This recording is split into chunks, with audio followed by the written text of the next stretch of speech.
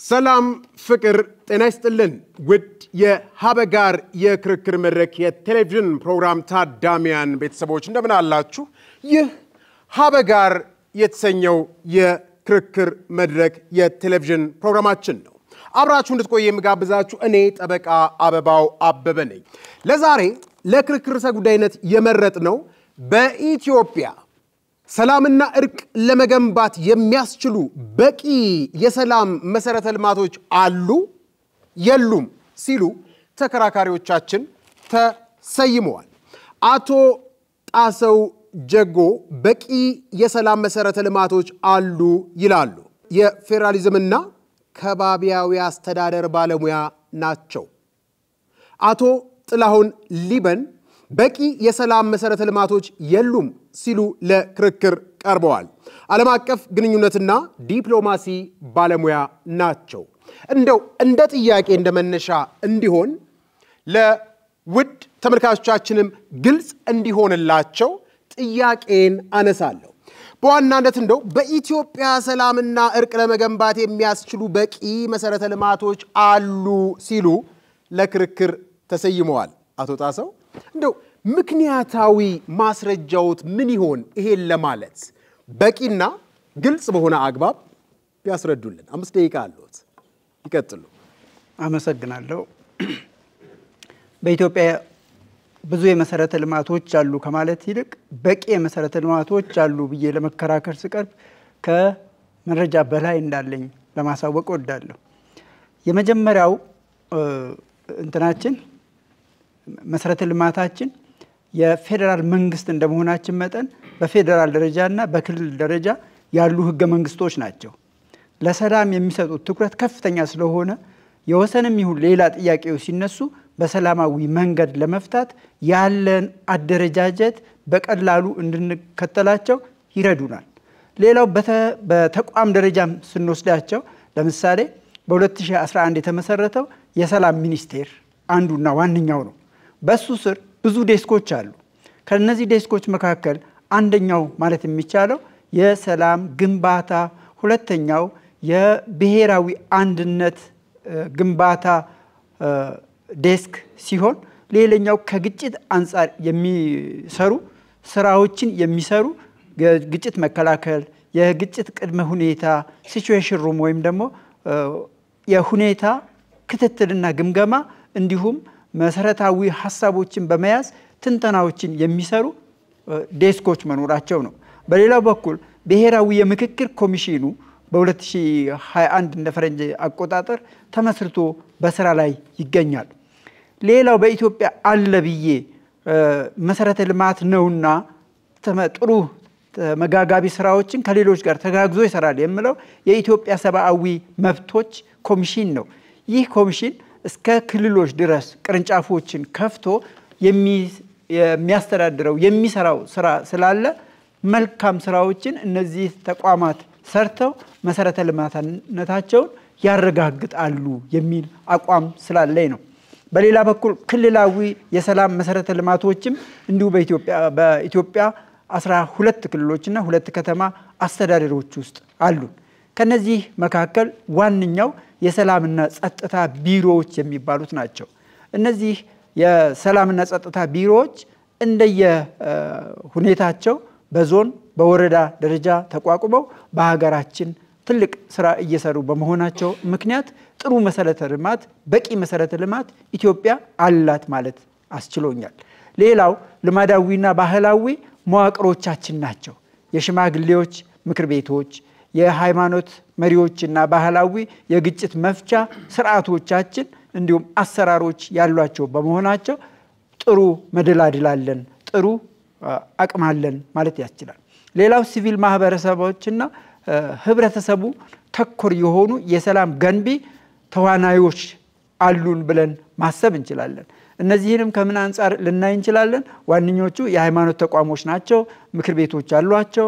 በሃይማኖት ተቋማት ውስጥና መካከል የሚፈጠሩ ችግሮችን ለመፍታት በሰላም ዙሪያ የሚሰሩ ስራዎችን ለማቀናጀት በጣም ትልቅ ስራ እየሰሩ ያሉ ናቸው ማለት ይቻላል።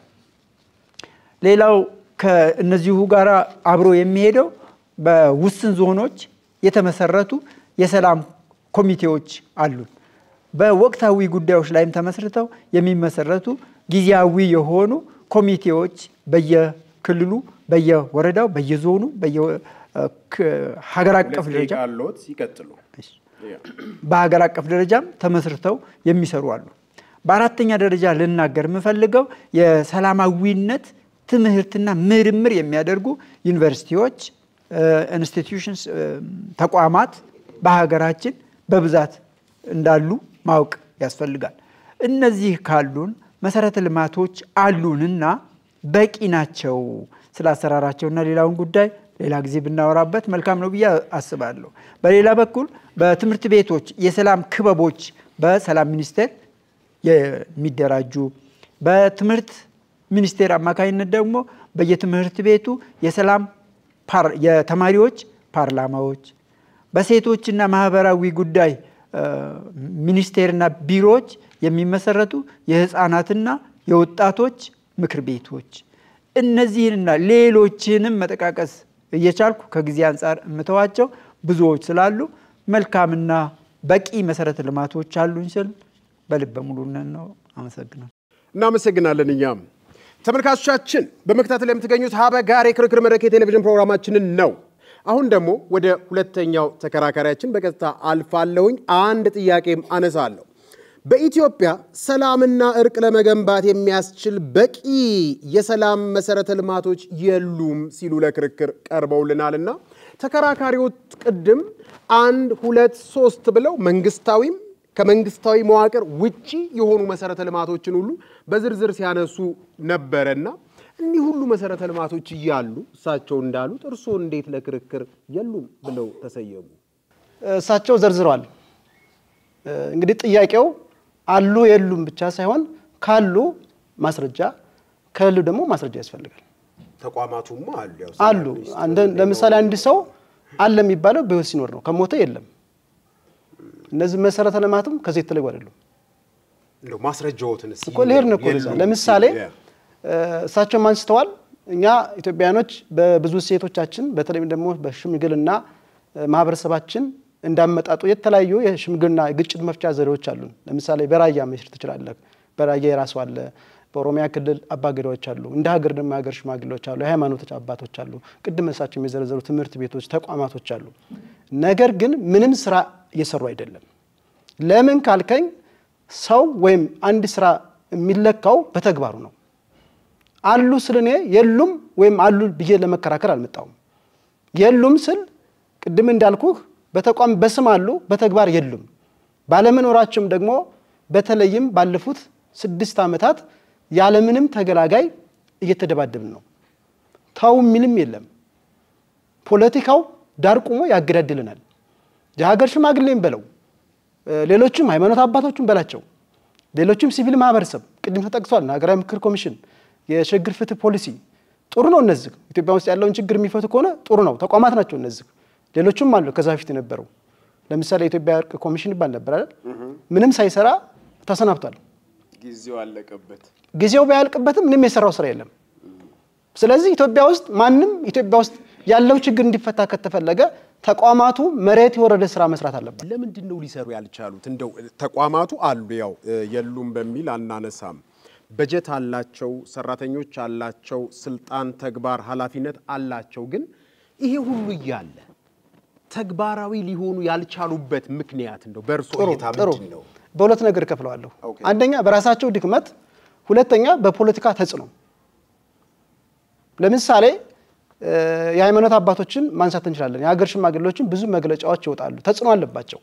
ሌላው ትልቁ ነገር ሁለቱንም እያበላሸ ያለው የኢትዮጵያ ፖለቲካ አስተላለፍ ጸረ ሀገር የሆነ ፖለቲካ፣ ጸረ አንድነት የሆነ ፖለቲካ፣ ጸረ ማንነት የሆነ ፖለቲካ ነው ያለው። ስለዚህ ያንዳንዱ ተቋማት ወደውም ሳይሆኑ በግዱ በፖለቲካ ተጠልፈዋል። የሃይማኖት አባቶችን ማንሳት ትችላለህ። መስቀል ድርድር እኮ ፖለቲካ ነው የሚያወራው። በየትም ዓለም የሌለ እኮ ኢትዮጵያ ውስጥ ያለ የብሔር ሃይማኖት አለ እኮ። ከነዚህ በላይ ሀገራዊ ሴት ያላቸው የግጭት አፈታት ተቋማት የትም ሀገር የለም። እኛ ሀገር ግን ሁሉ ነገር የምንድነው የመላያት የነጠላ ትርክት የበላይነት ያለበት ሁኔታ ነው ያለውና ተቋማቶቹ እሳቸውም እንዳነሱት አሉ፣ ግን ምንም የሰሩ ስራ የለም። ሰርተዋል ካሉ በተግባር ያሳዩ። በተግባር ካሳዩኝ እሸነፋለሁ በሽንፈቴም በአግባቡ እቀበላለሁ ሀገሬ ሰላም አይደለችም ጦርነት ላይ ያለ ነው ወጥቶ መግባት አይቻልም የትኛው ዩኒቨርሲቲ ተቋም ነው ባሁን ሰዓት ምንድነው ሰላም ላይ የሚሰራው ሰላም ሚኒስቴር አንስተዋል ሰላም ሚኒስቴር ምንድነው ተልኮ ሰላም ሚኒስቴር ተልኮ ሀገራዊ መግባባት መፍጠር ሀገራዊ አንድነት መፍጠር ግጭትን ቀድሞ መከላከል ግጭት ከተፈጠረ እንኳን ግጭቱን መቋቋም ወይም ግጭቱ እንዲበርድ ማድረግ ነው በዋናነት የህግ የበላይነት መስራት ነው አሁን የጠቀስኳቸው ሀገራዊ ምንድነው ሰላም ሚኒስቴር አለ መስሪያ ቤቱ አለ ስራው ግን የለም ስለሌለ ይሄን ስል ግን ሙከራ አላደረጉም ይያልኩ አይደለም ሙከራ በቂ አይደለም እኔ መለካት ያለብኝ በተማርኩት ትምህርት ሳይሆን ወይ በተቀጠርኩበት ተቋም ሳይሆን በስራዬ ነው መለካት ያለብኝ ከዛ አንጣር ተቋማቶቹ የሉም አሉ ካሉኝ ስራው ከነስራቸው ማብራራት አለበት ሌላው ቅድም አንዱን ጠቅሻለሁ የፖለቲካ ተጽዕኖ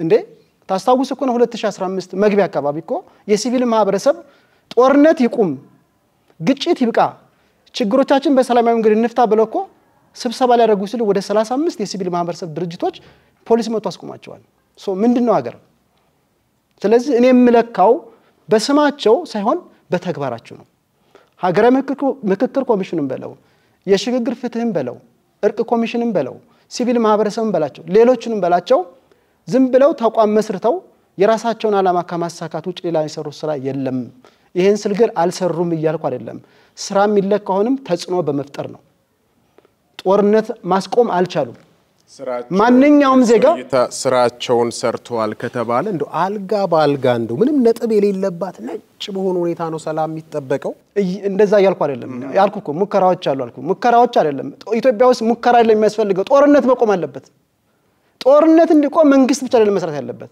እያንዳንዱ አሁን የተጠቀሱ ተቋማት መስራት አለባቸው መንግስት ጦርነት እንዲቆም ይፈልጋል ወይም ታጣቂዎች ይፈልጋሉ ካልከ ይሄ ሌላ አጀንዳ ነው ኢትዮጵያ ውስጥ ለ5 አመት እየተዋጋን ወንድም ከወንድሙ ጋር ያባትና ልጅ እየተዋጉ እነዚህ ተቋማት ጦርነት ለማንንም አይጠቅምም ችግራችን በውይይት እንፍታ የሃይማኖት አባት በለው የሀገር ሽማግሌ በለው ሌላም በለው ይሄንን ተጽዕኖ ፈጥረው ለምን አይታሰሩ መንግስት ለምን አያስራቸውም የታሰሩ ፖለቲከኞች እኮ አሉ ሰላም ስብከት አይደለም ሰላም መግለጫ መውጣት አይደለም እየተዋጋ እየተለባለብክ አንጻራዊ ሰላም የት ነው አንጻራዊ ሰላም ያለው እኔ አማራ ክልል መሄድ አልችልም አፎትን በማር ሊያዝ እመለሳለሁ ብዙ ጥያቄዎች ይኖሩኛል ተመልካቾቻችን በመከታተል ላይ የምትገኙት ሀበጋር የክርክር መድረክ የቴሌቪዥን ፕሮግራማችንን ነው ሁለተኛ ጥያቄን ለአቶ ጣሰው ጀጎ አቀርባለሁኝ ብዙዎቹን ሀገር በቀል የሆኑ ይሄ የሙግት መፍቻ ዘዴዎች የምንላቸውንም ጭምር ማንሳት ይቻላል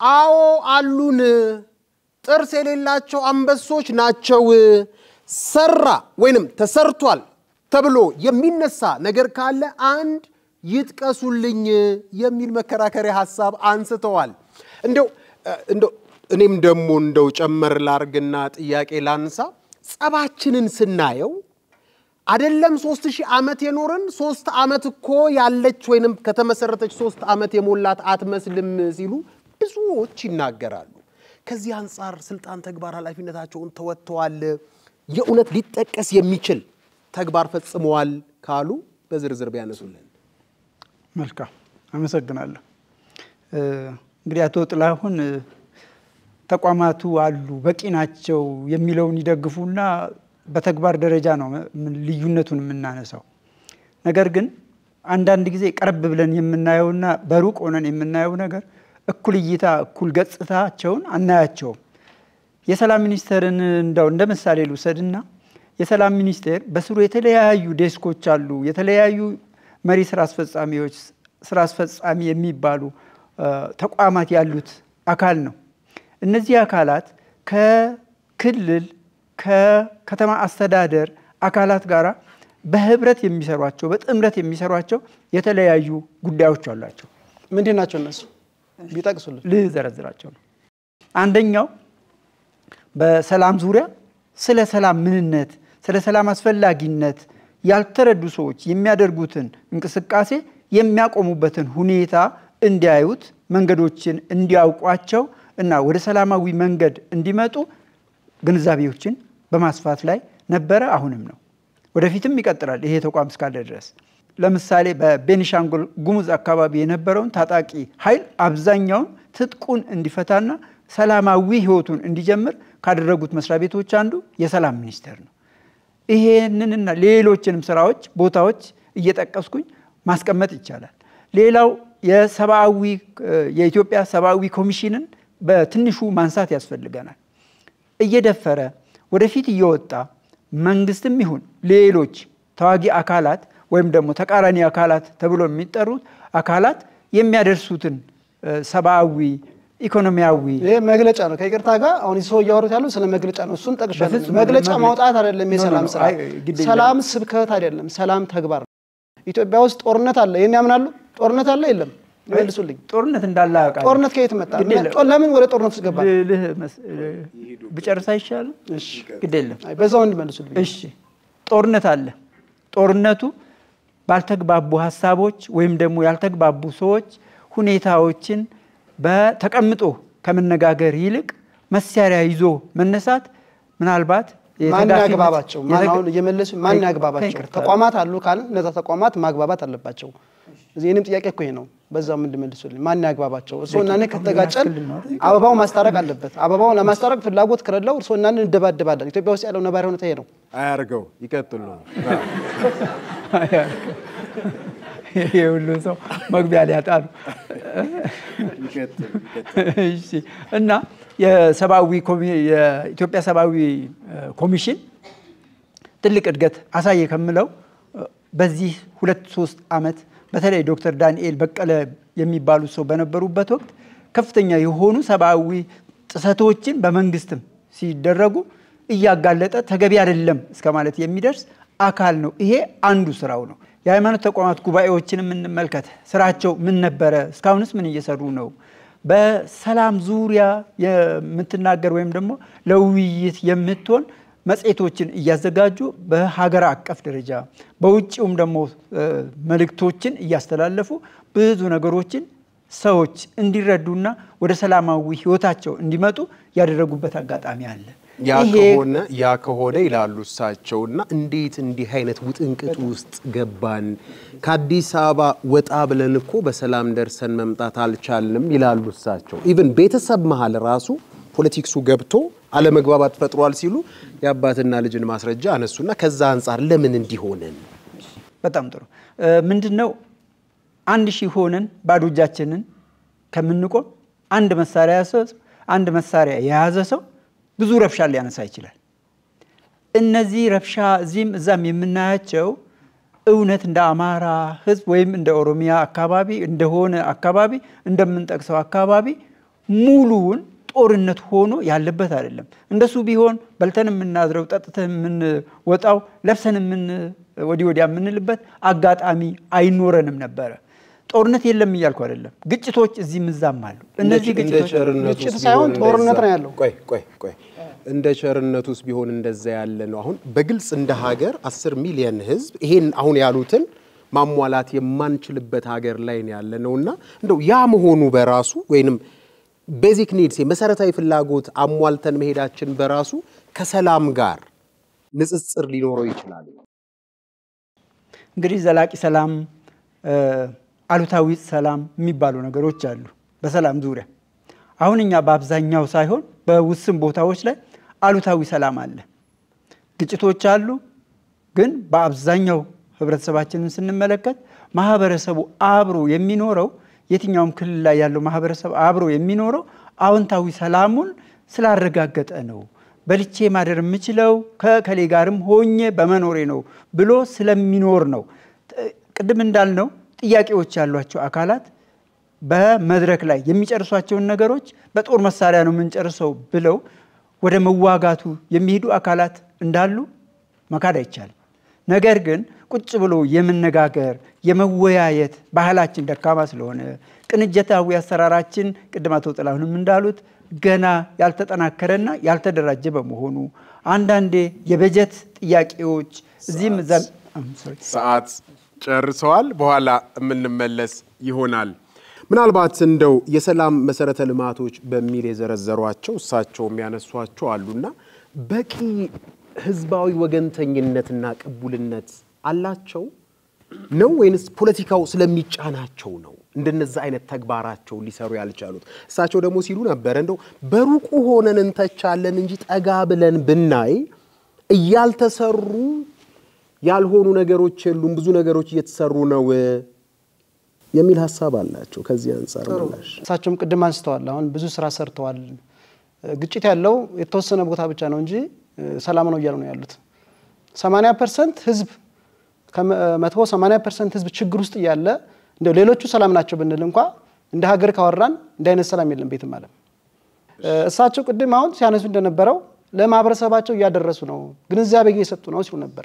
በምንድን ነው ግንዛቤ የሚሰጡ? በየትኛው ሚዲያ? ሚዲያው ፖለቲካ ነው የሚያንጨዋርቀው። ሚዲያው የተደመሰሰ ፖለቲካ ነው። ሚዲያው ኢትዮጵያ ሰላም ነች፣ በኢኮኖሚ በዲፕሎማሲ ኢትዮጵያ በቃ ይሄደች ከአፍሪካ አንደኛ ነች ነው። ይሄ ነው ሰላም? ሚዲያዎቻችን ኢትዮጵያ ውስጥ ያለውን ችግር በሰላማዊ መንገድ እንዲፈታ ኢቭን እንኳን እነዚህ ተቋማቶቹ ለመስራት ቢሞክሩ እንኳን ሚዲያ የለም፣ የሚዲያ ተቋም የለም። ወደ እኔ ጥያቄ ይምጡልኝ። ተቋማቱ ህዝባዊ መሰረት ስላጡ ነው ፖለቲካው ጫና አርጎባቸው ነው የሚለው? ህዝባዊ መሰረት አሁን እንግዲህ በሁለት መክፈል እንችላለን። ተቋማቶቹ ይለያያሉ። ለምሳሌ ቅድም አንስተዋለሳቸውም የሀገር ሴቶች አሉ። ለምሳሌ የሀገር ሽማግሌ፣ የሃይማኖት አባቶች፣ ትምህርት ቤቶች፣ እነዚህ ሲወርዱ ሲዋረዱ የመጡ ሴቶቻችን ናቸው በእርቅ ላይ የሚሰሩ። እነሱ የፖለቲካ ተጽዕኖ አለባቸው። አንድ እሱ ነው። ሁለተኛ ደግሞ የሚሰማ የለም። ኢትዮጵያ ውስጥ እኮ አሁን ጦርነት ይቁም አይጠቅምንም እኮ የሚል ዜጋ የለም እያልኩ አይደለም። ሰላም ሚኒስቴርም ፍጹም አልሰራም እያልኩ አይደለም። ሙከራዎች አሉ፣ መግለጫዎች አሉ፣ ግን ሰላም የለም። ሰላሙ በየቀኑ እየተባባሰ ነው የመጣው። የኔ ጥያቄ መግለጫ አይደለም፣ ሰላም ድርጊት ነው። ሰላም ማለት እየተዋጋክ ሰላም አለ አይባልም። ሰላም ደግሞ ከዛም በላይ ነው። ሰላም ሁለንተናዊ ሰላም ነው። አንተና እኔ ዝም እናወራው አዲስ አበባ ሰላም ስለሆነ ነው። ከአዲስ አበባ ወጣ ብንል መሄድም አንችልም። ይምጡ ወደ ጥያቄ 2 ደቂቃ ስላሉት። ሰላም እኮ ስንል ለሰላም የፈቀደ አካል ሊኖር ይገባዋል፣ ለመስማማትም። በዛ ላይ አንዳንዴ ፍትህንም በሰላም ፍትህንም በጦርነት አመጣለሁ ብሎ ደግሞ የሚያስብ ይኖራል። ይሄ ያልሆነበት ምክንያት ህዝባዊ መሰረት ስለሌለው ነው የፖለቲካው ጣልቃ ገብነትና የፖለቲካው ችግር ነው ብለው ነው የሚያምኑት? ወደሱ አንምጣ እስቲ መፍትሄውንም ለማንሳት እንዲያመችን። አነሳው ኮፒ ቅድም ለምሳሌ ከሀገር ሴቶች አንፃር የሀገር ሽማግሌዎች የግጭት አፈታት የራሳችን አለን አይደል? እነሱ አሁን ህዝባዊ መሰረት ያላችሁ ናቸው። የሃይማኖትን አባት የማይሰማ ማህበረሰብ ኢትዮጵያ ውስጥ የለም ማለት ይችላል። ለምን አልሰሟቸው እኮ የኔም ጥያቄ ለምን አልሰሟቸውም? ጥሩ ጥያቄ። አገሪቱ የምትዘወረው ማህበራዊ ሚዲያ በለው ማንኛውም መልቲ ሚዲያ በለው የምትዘወረው በፖለቲከኞች ነው። ታች ያለው ማህበረሰብ ስለ ሀገሩ ሰላም ማውራት ጦርነት ይብቃ የሚል አሁን ሰላማዊ ሰልፍ ጦርነት ይብቃ ብሎ ሰላማዊ ሰልፍ መውጣት ይቻላል? ጥሩ መጡልን እኮ አሁን ይቻላል። ልመጣ ነው በፊትም ወደዛ ልመጣ ነው። እሺ ለምን መሰሎት እንደዚህ ያልኩት? የሃይማኖት ተቋማት ወይንም የሃይማኖት አባቶች እንግዲህ የፈጣሪ ሲምቦል ናቸው። ከፖለቲካውም ከየትኛውም አግባብ በላይ አንድ የሃይማኖት አባት ይደመጣል። ለምንድን ነው የሃይማኖት አባቶች በዚህ ሁኔታ ይሄንን ስልጣናቸውን ሲተገብሩ ህዝባዊ መሰረት አጥተው ተቀባይነት ያጡት የሚለውን ማየት ብንችል? ህዝባዊ መሰረት አጥተዋል እያልኩ አይደለም፣ አልሰሩም እያልኩም አይደለም። ግን ፖለቲካው ራሱ የሃይማኖት አባቶች ውስጥ ገብቷል፣ የሀገር ሽማግሌዎች ገብቷል። ለምሳሌ ምሳሌ ላንሳልህ። ኢትዮጵያ ውስጥ በነበረ የኢትዮጵያ ኦርቶዶክስ ተዋሕዶ ቤተክርስቲያን አለመግባባት የብሔር ሃይማኖት ተፈጥሯል። አሁንም ትግራይ ክልል እኮ የትግራይ ኦርቶዶክስ ነው የሚባለው። ይሄ እኮ አሳፋሪ ታሪክ ነው። ይሄ እኮ የሃይማኖት አባቶች አለመስራት እኮ ነው። ስለ ሰላም ስናወራ በነገራችን ላይ ሰላም ከመጽሐፍ ቅዱስና ከቁርአን ጋር ይገናኛል። ሰላም ማለት ለምሳሌ ሰላም ማለት ነው። ክርስትና ደግሞ እግዚአብሔር ማለት ሰላም ማለት ነው። ከነዚህ የመጡ ናቸው፣ ትውፊቶች ናቸው። የሀገራችን ሲወርድ ሲዋረዱ የመጡ ናቸው።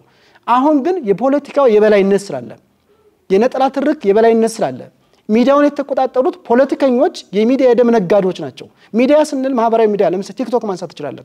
ቲክቶክ ላይ በሃይማኖት የሚጫወቱ አሉ አይደል?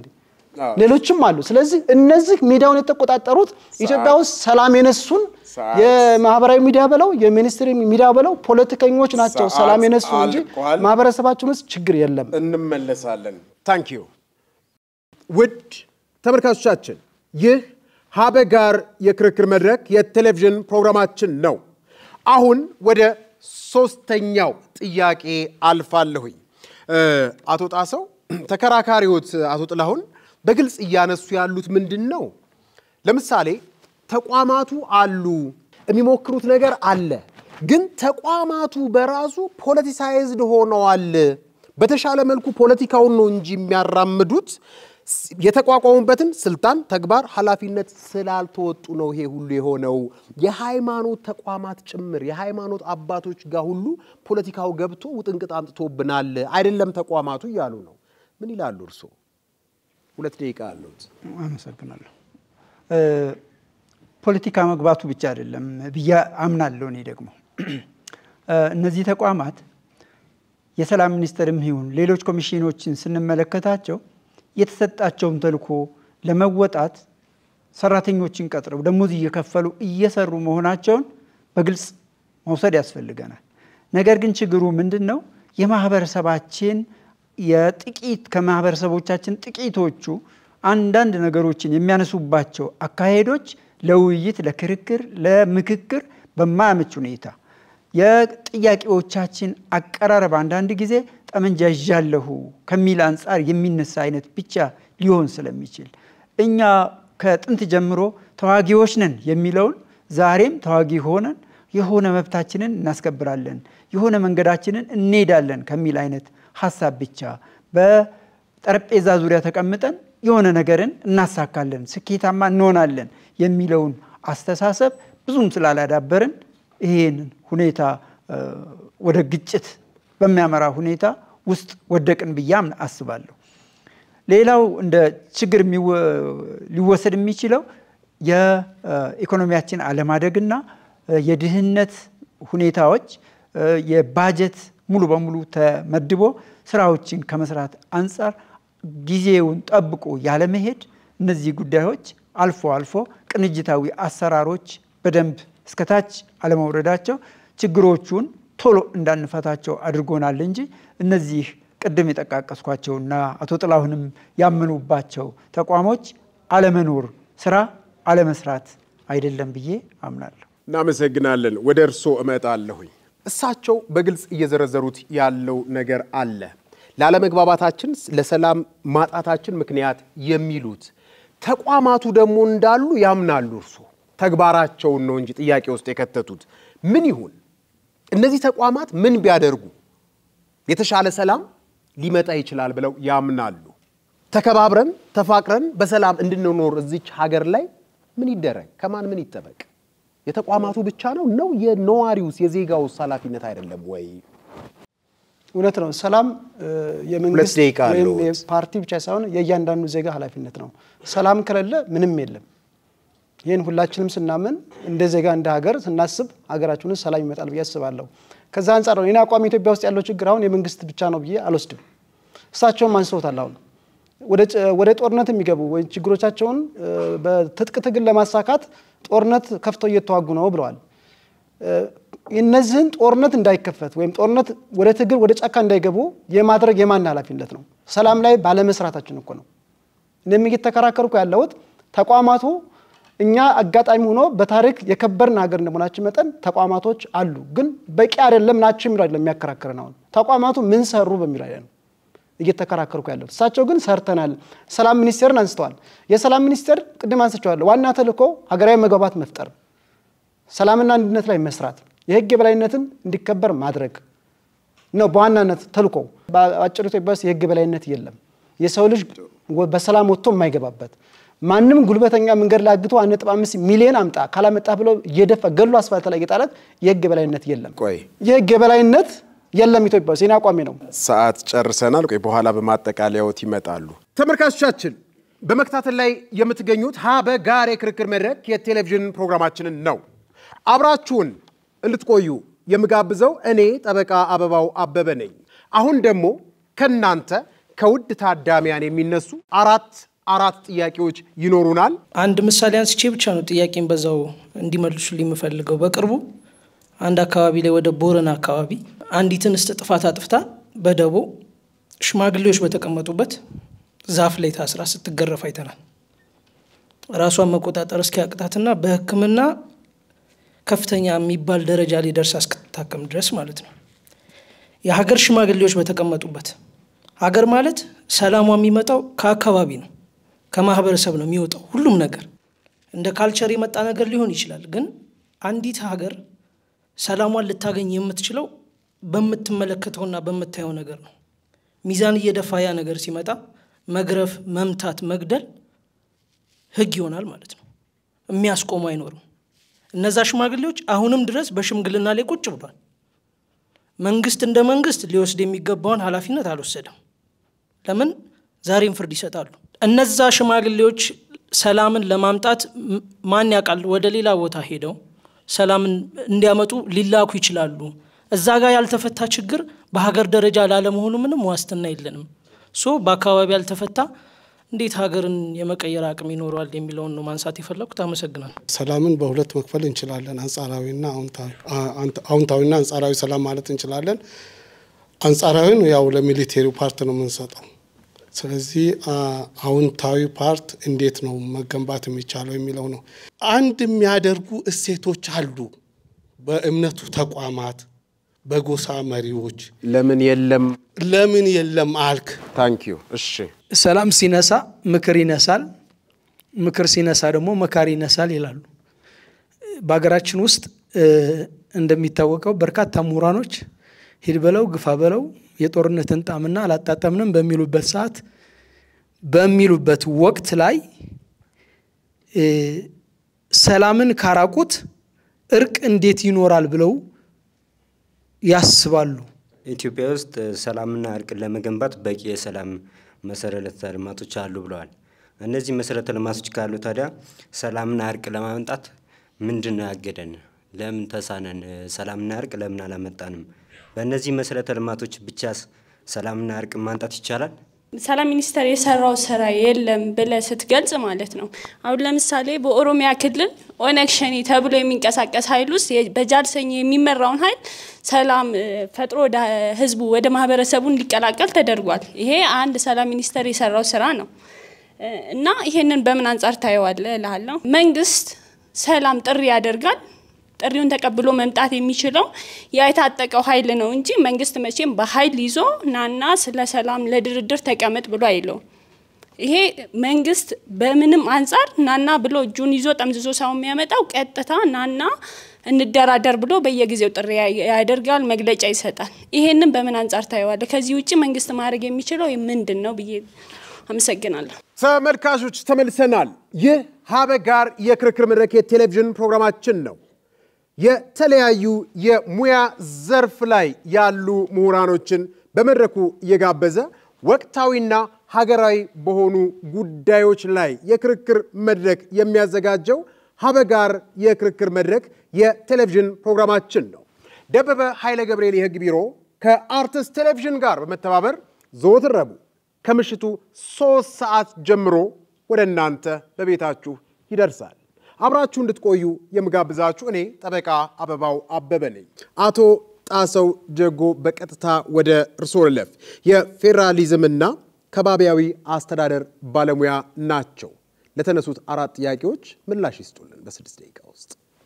አመሰግናለሁ ከቦረና አካባቢ የተነሳውን ሁኔታ እውነት ነው ሁላችንንም ያሰቀቀን ተገቢ አይደለም ያልንበት ሁኔታ አለ ነገር ግን በየአካባቢው ያሉ ጥፋትን ለማረም የሚወሰዱ እርምጃዎች ሁሉ ትክክል ናቸው ማለት አይቻልም አንዳንድ ጊዜ ከሚያስፈልገው በላይ ቅጣት ከሚያስፈልገው በላይ ውግዘት መገለል እንዲያጋጥማቸው ሰዎች ይደረጋሉ ይሄ በአገር ሽማግሌዎቹ ቁጭ ብለው ባሉበት የተፈጸመ ጉዳይ ነው እነዚህ የአገር ሽማግሌዎች አሁን በስራ ላይ ናቸው አይደሉም ትንሽ ሄዶ ማየት ወይ ማጥናት ስለሚፈልግ እርግጠኛ ባልሆንም ግን ሴትዮዋ ያጋጠማትን ችግር እነዛ አባቶች ሲያዩት የመጸጸት ጉዳይ ውስጥ አይገቡም ብዬ አፌን ሞልቻል እናገር ስለዚህ እነዚህ ሰዎች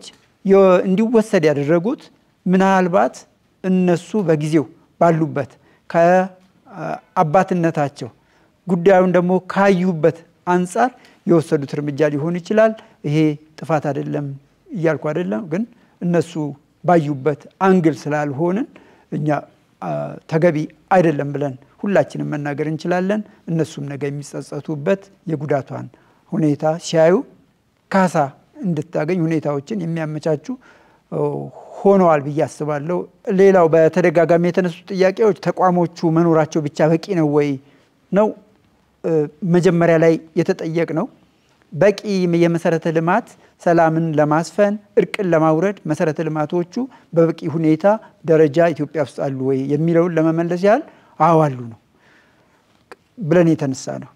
በማህበረሰብ ውስጥም ያሉ ቅድም ከቤቱ የሚጠቃቀሱ እኔ ያልጠቀስኳቸው እንዳውም እናንተ የሞላችሁልን ሐሳቦች፣ አሰራሮች፣ አደረጃጀቶች፣ የምክር የተክሳጽ ሁኔታዎች፣ የማግለል ሁኔታዎች ሁሉ በየቦታው ያሉት እውነት ነው። ሰላምን ለመገንባት አጥፊን ለመገሰጽ የተጎዳውን ደግሞ ለመካስ የሚወሰዱ እርምጃዎች በጣም ከእስከ ብለን በማንገልጽበት ደረጃ እጅግ ብዙ ናቸው፣ በርካታዎች ናቸው፣ ውጤታማም ናቸው፣ ተቀባይነትም አላቸው፣ ተአማኒነታቸውም ከፍተኛ ነው። በታችኛው የህብረተሰብ ክፍል በተለይ በቀበሌዎች በወረዳዎች ላይ ያለው ህብረተሰብ በእነዚህ በሃይማኖታዊ የጎሳ የአካባቢ ሁኔታዎች የሚሰሩ ስራዎች ላይ ከፍተኛ ተቀባይነት ያላቸው እሴቶችን እኔ ያልገለጽኳቸው እናንተ ግን የገለጻችኋቸው እነሱ ኢትዮጵያን አቁመዋታል ማለት ይቻላል። እነዚህ ፎርማል የምንላቸው መደበኛ መስሪያ ቤቶች አጋዦች ሆነው እነዚያን አጠንክረው የሚሄዱበት ሁኔታ የሚኖር ከሆነ ኢትዮጵያ ዛሬ ያላት እዚህ ዛ የተከሰቱ ግጭቶች፣ አለመግባባቶች በሰላማዊ መንገድ የሚፈቱበት እጅግ በርካታ መንገዶች እንዳሉ ይሰማኛል። ሰላምን አርቆ አዎንታዊ ሰላምን እንዴት ይገነባል ነው ከዛ ጥያቄው። አዎንታዊ ሰላም የምንለው መጀመሪያ አንጻራዊ ሰላም ሲመጣ ነው። አንጻራዊ ሰላም ወይም ኔጌቲቭ ፒስ የሚባል እንትኑ ሐሳቡ ጦርነት የቆመ ግን ውስጡን የሚብላላ ሐሳብ ያለበት ጦርነትም የለም ሰላምም የለም የሚባልበት አይነት ነው። እንግዲህ ይሄ አንጻራዊ ሰላም የሚባለው ይሄ አንጻራዊ ሰላም እንዲመጣ የሚሰሩ ስራዎች እዚህም እዛም ይሰማሉ፣ ይታያሉ። ወዲያውኑ ግን ተግባራዊ ለመሆን ጊዜው ይፈልጋሉ፣ ሁኔታ ይፈልጋሉ። አንዳንድ የመደላድል የማፋጠኛ ስልቶች እየተከተሉ መሄድ ያስፈልጋቸዋል። ህዝቦችን ከተፈናቀሉበት ወደሚመለሱበት ሁኔታ መደላደል ያስፈልጋል። ይሄ ገንዘብ ይፈልጋል። ይሄ ገንዘብ ይፈልጋል። የሰዎችን ፈቃደኝነት ይፈልጋል።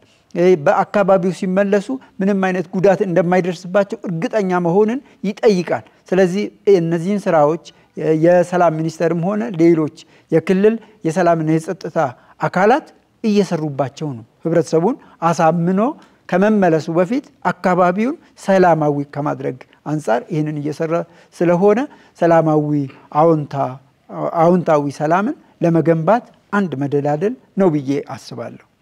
ሌላው እነዚህ መስሪያ ቤቶች ውጤታቸው እዚህ ግባ የሚባል አይደለም የምንለው ዛሬ እኛ ድሮ እርስ በርስ የመጋጨት ሳይሆን ወራሪ ሲመጣ በጋራ የመመለስ ባህሉን ከፍ አድርገን ስለምናየው ነው እንጂ ይሄ እዚህ ዛ ያሉ ግጭቶች አለመግባባቶች በቀላሉ ብንቀመጥ የሚፈቱ ሁኔታዎች ነገ ተፈተው ውጤታቸውን ይሄ መስሪያ ቤት ለካ ይሄንን ይሰራ ነበር እያል ለማውራት ሰነዶችን አንብቦ ለመረዳት ሁኔታዎች እና ጊዜ ስለሚፈልግ ትንሽ ጊዜ ከሰጣችሁ ሁኔታዎች ተረጋግተው ሰላም ሰፍኖ በሁላችንም ጥረት እዚህ ጋር ስላወራን ብቻ ሳይሆን ወርደን ደግሞ ከተጋጮችም ጋራ ብትተውስ ብለን ተነጋግረንበት ሰዓት የሚያበቃ ይመስለኛል። ለማሰግናለሁ። መልካም ተመልካቾቻችን በመከታተል ላይ የምትገኙት ሀበጋሬ ክርክር መድረክ የቴሌቪዥን ፕሮግራማችንን ነው። አሁን ደግሞ ወደ ሁለተኛው ተከራካሪያችን ለተነሱላቸው 4 ጥያቄዎች 6 ደቂቃ አሉትና ምላሹትን ባክዎን። አመሰግናለሁ። በነገራችን ላይ እሳቸው አሁን የተናገሩት ስለ ሚዲያ ላይ ስላለች ኢትዮጵያ ነው እንጂ የኢትዮጵያ ሕዝብ ስለሚኖርባት ኢትዮጵያ ምንም እስካሁን አልተናገሩም። ወደ ጥያቄ ምላሹት ልሄድ ነው ወደዛ። የመጀመሪያው እሳቸው ያነሱት ሰላም ሴቶች የሉንም ብለሃል አላልኩም። እኔ የተነጋገርኩ ያለሁት ኢትዮጵያ ውስጥ ያሉት የእርቅ መሰረተ ልማቶች የእርቅና የሰላም መሰረተ ልማቶች አሉ። ኑሮውም በቂ አይደሉ፣ የኖሩትም እየሰሩ አይደለም። ስራ አልተሰራም። ለምሳሌ መንግስት ሰርቷል ለምን አልሰራም ትላለህ? ለምሳሌ ኦነግ ሸኔ እጅ ሰጥቶ ሰላም ፈጥሯል አለች። እንግዲህ መንግስት ሲባል በአንድነት ሰላም ሚኒስቴር ማለታችን ነው። የሰላም ሚኒስቴር ተልኮ ዘላቂ ሰላም ማምጣት ነው። አንድ የኦነግ ሸኔ አባል እጅ ሰጠ ማለት ኦሮሚያ ክልል ሰላም ነው ማለት አይደለም። ኦሮሚያ ክልል እንደውም አሁን ጦርነቱ ተባብሶ ቀጥሏል። የሚያስፈልገው ኢትዮጵያ ውስጥ ያለ ችግር ምንድነው? ኦሮሚያ ክልል፣ አማራ ክልል፣ ሌላውም ያለው ችግር ምንድነው?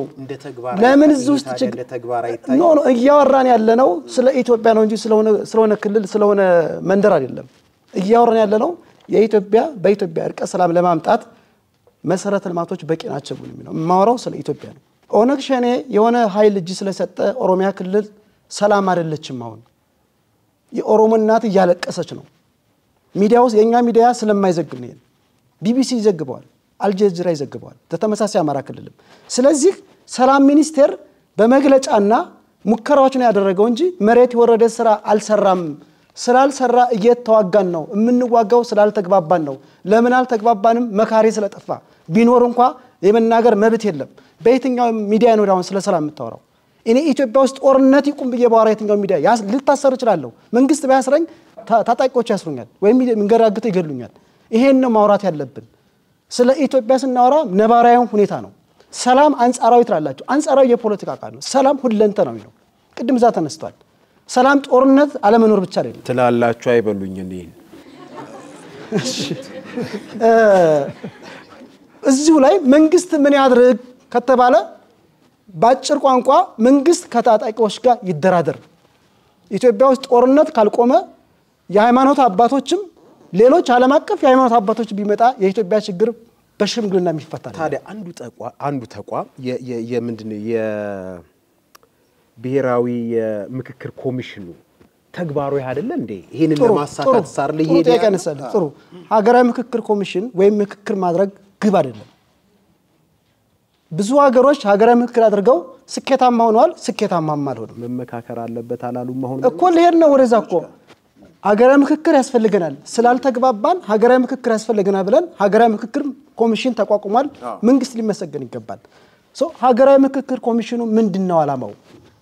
እነማን ናቸው ሀገራዊ ምክክር ላይ መመካከር ያለባቸው? መንግስትና የታጠቁ ኃይሎች አብዛኛው ሀገራችን ፖለቲካ ፓርቲዎች ያልተሳተፉበት ሀገራዊ ምክክር ኮሚሽኑ ምንድነው ፋይዳው? የኢትዮጵያ ችግር የሚፈታው ታጣቂዎችና መንግስት ወደ ሰላም ሲመጡ ታጣቂዎችም በጦርነት የሚመጣ ለውጥ የለም ብለው አምነው መንግስትም ደግሞ የሰላም በሮችን ክፍት በማድረግ በፕሮፓጋንዳ ሳይሆን መንግስትን የሚተችን ማሰር ሳይሆን የሰላም መንገዶችን ክፍት ማድረግ። ሰላም ማለት ጦርነት አለመኖር ብቻ አይደለም። እኔ ከዚህ ሰውጣ አንዱ ፖሊስ መጥቶ የሚያስፈራራይ ከሆነ ሰላም የለም። ዘርፈ ብዙ ነው ሰላም፣ ነፃነት፣ እኩልነት፣ ተንቀሳቅሶ የመስራት። ወደሳቸው ጥያቄ ሄዱልኝ እስቲ። የሳቸው ጥያቄ ምንድነው ያሉት? ሙሉ በሙሉ አሉ ነው ያሉት።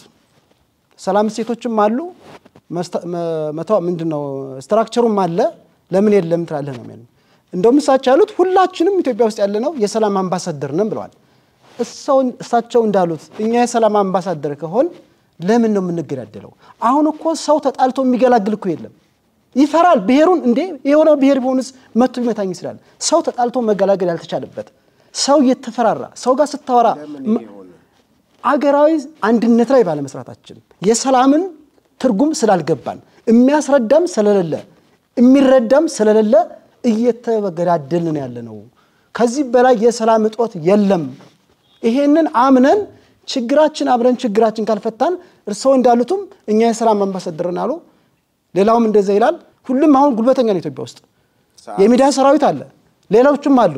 ስለዚህ እነዚህ ችግሮች ሲፈቱ ነው እንጂ ዝም ብለን ስራወራን ሰላም ስብከት አይደለም። ደግሞዋለው ሰላም ስብከት አይደለም፣ ሰላም ተግባር ነው። እናመሰግናለን።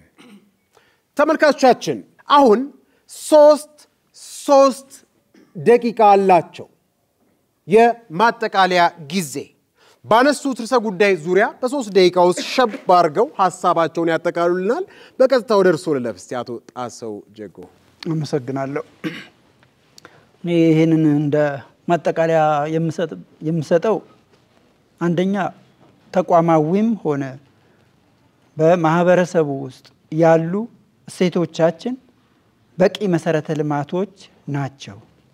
ሁለተኛ እነዚህን በቂ የመሰረተ ልማቶች መደበኛ ተቋማትና እሴቶቻችንን አስተሳስረን በቅንጅት መስራት ከቻልን ዛሬ የጀመርናቸውና አንድም ይሁን 2 ታጣቂ ቡድኖችን ወደ ሰላማዊ መስመር መመለስ የቻልንበትን ሁኔታ ነገ አስፍተን ከሄድን የተሻለች ኢትዮጵያን አዎንታዊ ሰላም ያለባትን ኢትዮጵያን መገንባት እንችላለን። ባለን መሰረተ ልማቶች ወደፊት ከተጠቀምን ኢትዮጵያ የዲሞክራሲ፣ የልማት፣ የሰላም እንደ አርአያ ሆና ልትቆም የምትችል ሀገር እንደሆነች አምናለሁ። ለዚህም የተቻለኝን እንደ አንድ ሰራተኛ እንደ አንድ ኢትዮጵያዊ ዜጋ ሰራለሁ ብዬ ያበቃለሁ። አመሰግናለሁ። ከልብ እናመሰግናለን። በቀጥታው ደርሶ ልለፍ እስቲ ማጠቃለያዎትን በ3 ደቂቃ። እንግዲህ ከመጀመሪያው ስጀምር እኔ ወደዚህ መድረክ ስመጣ ኢትዮጵያ ውስጥ የሰላም መሰረተ ልማቶች የሉም ወይም አሉም ለሚለው ሳይሆን ሪዝን አውት ለማድረግ ነው። ወይም ካሉ ምን ሰሩ ከሌሉ ለምን አንሰሩም በሚለው ዙሪያ ነው እንጂ በጣም በርካታ ሴቶች አሉ። አሁን ግን ነበሩን እያልን ያለ ነው። ይሄን ስል ምንድነው ካለው ነባራዊ ሁኔታ አንፃር ሰው ማስታረቅ እንኳን ሰው ተደባርቦ እንኳን የሚገላግል ትውልድ እየጠፋ ነው ያለው። ይሄ ደግሞ የኢትዮጵያ ወቅታዊ አቋም ነው። ይሄንን ማመን አለብን። ተቋማቶቹ ያሉት ቢሰሩ በቂ ናቸው። አልሰሩም። ስላልሰሩ መከራከረው የሉም ብዬ ነው። አንድ ሰው ቢሮ ውስጥ ገብቶ ስራ ካልሰራ የለም፣ ስራውን ካልሰራ ቢሮ መጥቆጭ ያለ ምትርጉም የለውም። ሰላምም ከዛ ጋር ነው የሚገናኘው። ስለዚህ ሰላም ሁለንተናዊ ነው። ጦርነት ያለ መኖር ብቻ አይደለም። የሁሉንም ያንዳንዱ ዜጋ ተሳትፎ የሚጠይቅ ነው። የመንግስት ኃላፊነት ብቻ አይደለም። ቅድም ተነስቷል። ሰላም ሚኒስቴር ብዙ መግለጫዎችን ያወጣል፣ ጥረቶችን አድርጓል። ነገር ግን አልተሳካለትም። የኦሮሚያ ክልሉን አንስተናል። አማራ ክልልም እኮ መንግስት 10600 ታጣቂዎች እጅ ሰጡን አለ። እጅ መስጠትና ሰላም ምንም አይገናኝም። እጅ የሰጡት የበረሃ ኑሮ መሯቸው ሊሆን ይችላል። ስለዚህ ይሄ ሀቅ ነው። ግን ዘላቂ ሰላም አያመጣም። የሁላችንም ርብርብ ነው። የእናቶች ሞት ሊያመን ይችላል። የህፃናቶች ተዘዋውሮ አንድ ሰው ኪሱ 5 ሳንቲም ሳይኖረው የሆነ ሀገር ሲሄድ ታግቶ 1.5 ሚሊዮን አምጣ ተብሎ ብር ስለሌለው ተገድሎ አስፋልት ላይ ይጣለ። ስለ ሰላም ብታወራልኝ እኔ ዝባዝንኬ ነው። ይህንን ማመን አለበት። እሳቸውም ምኞታቸውን አደንቃለሁ። ነገር ግን እስካሁን ያወሩት ደግሞ አለው ማህበራዊ ሚዲያ ላይ ስላለችው ኢትዮጵያ እንጂ ስለ ኢትዮጵያ ስለሚኖርባት ኢትዮጵያ አይደለም። ሰላም የሁሉም ዜጋ ኃላፊነት ነው ያለው። ኢትዮጵያ ሰላም አይደለችም፣ ታማለች። ማን ነው ያሳመማት? ፖለቲካው። ማን ያስታማት? የኢትዮጵያ ህዝብ። የኢትዮጵያ ህዝብ ሚዲያ የለውም። ማህበራዊ ሚዲያው በለው ሚኒስትር ሚዲያው በለው የካድሬዎች የጽንፈኞች መናኸሪያ ነው ያለው። ሀገር ውስጥም ከሀገር ውጭም። ይሄ ባለበት ሁኔታ ስለ ሰላም አናውራ። 4 ነጥብ። ታንክ ዩ። አሁን እናንተ ውድ ታዳሚያን የትኛው ሐሳብ ነው የገዛችሁ? በኢትዮጵያ ሰላምና እርቅ ለመገንባት የሚያስችል በቂ የሰላም መሰረተ ልማቶች አሉ የሚለውን ሐሳብ ገዝቶኛል የምትሉት ካላችሁ በዚህ በአረንጓዴው ካርድ ትወከሉልናላችሁ።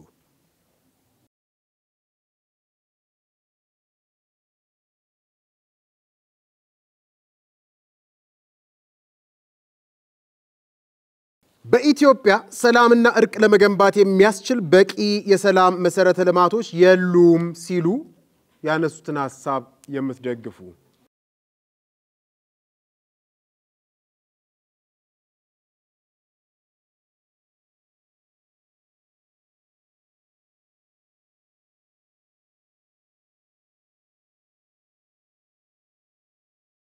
አይ ሐሳብ አልያዝኩም የምትሉ ካላችሁ በዚህ በነጩ ካርድ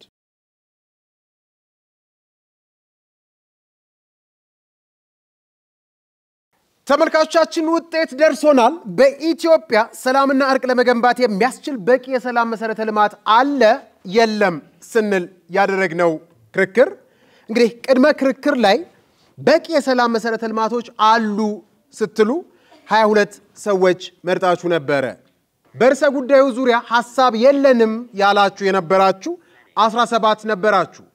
ድህረ ክርክር ወይንም ከክርክሩ በኋላ አሉ ስትሉ ቀድማችሁ 22 የነበራችሁ 13 ሆናችሁ። በቂ የሰላም መሰረተ ልማቶች የሉም ስትሉ በፊት 25 የነበራችሁ 45 ሆናችሁ። ሐሳብ አልያዝኩም ያላችሁ 17 የነበራችሁ ከክርክር በፊት 6 ሆናችሁ። በዛሬው ክርክራችን በቂ የሰላም መሰረተ ልማቶች የሉም ያለው ሐሳብ 45 ለ13 አሸንፏል። ተከራካሪዎቻችን ሐሳባቸው ሊለያይ ይችላል፣ በሐሳብ ነው የተሸናነፉት። እነሱ ግን አንድ መሆናቸውን በመጨባበጥ በመተቃቀፍ ያሳዩልናል።